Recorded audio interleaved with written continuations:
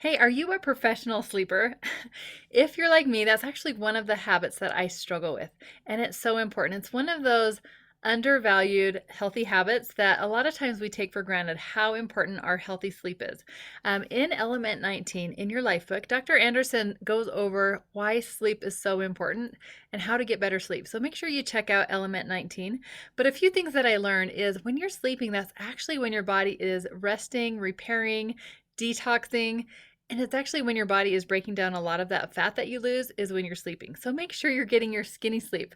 I read an article before that, especially in women, have a 40% higher metabolism when they are getting good sleep versus sleep deprived. So it actually helps your metabolism to get good sleep. And it's not just a healthy habit for weight loss, but for maintaining that weight loss. There's so many benefits to getting that healthy sleep. And in Element 19, they really go over some tips to be more rested.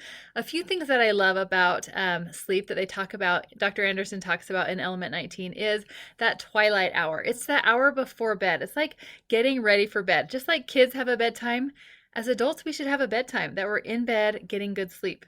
And a few things that he talks about during that twilight hour is preparing for a good night's sleep. Maybe turning the temperature down a little bit in your house, turning off electronics, dimming the lights, playing soothing music, not eating heavy meals right before bed.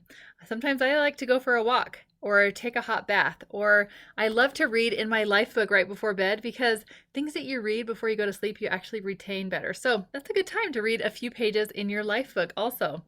And then having the bookends, those activities that you do before you go to sleep and when you wake up really sets the tone for your day. So get into a schedule of what you do first thing in the morning. Try to get outside and get some natural sunlight.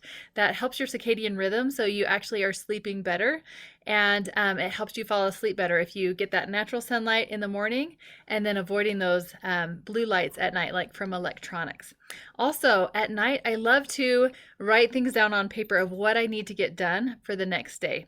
So things that might keep me awake at night, of things that my to-do list. If I have it on paper and I have a plan, I'm able to just kind of shut off my brain and not worry about that.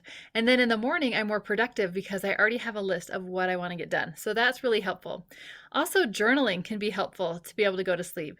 Writing a few things that you're grateful for, ending your day on a high note is really helpful. And then in the morning, being intentional about what you want to get done and taking that time for yourself instead of just rushing into your day. Having a few minutes in the day for spiritual time or personal time that you can read or exercise, you can pray, you can meditate. Those are all great ways to start your day.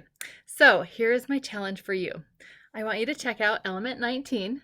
Find something that you didn't know before about sleep, and then set your bookends. Even if that's the only organized part of your day, start getting used to having a schedule before you go to bed, which is that twilight hour, and then when you wake up. Even if it's 10 minutes of structure before bed and when you wake up, that is progress. And then remember, if you want better metabolism, you got to get your sleep. So get your skinny sleep and check out Element 19 to learn how to get more quality sleep. All right, have a good week.